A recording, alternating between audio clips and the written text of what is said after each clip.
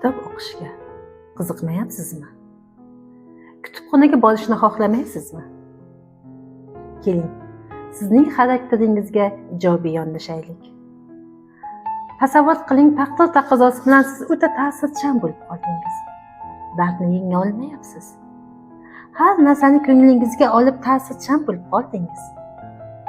Aslida siz irodali, yetuk insonsiz.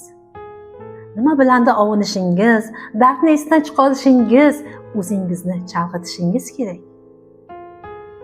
Buning uchun tafakkur qiling. Bugundan, yo'q, hozirdan kitob o'qishni boshlang. Kitob o'qish odamni dadillashtiradi. Kitob o'qigan insonning o'ziga ishonchi kattaroq bo'ladi. Chunki kitobdan olgan ilmlari sizga madad beradi, sizga kuch beradi. Biz sizga ishonamiz. Siz o'zingizga kitob o'qishni odat qilasiz. Kutubxonamizga tashrif buyuring va eng faol kitobxonamizga aylaning. Biz sizni kutubxonamizga kutib qolamiz. Sog' bo'ling.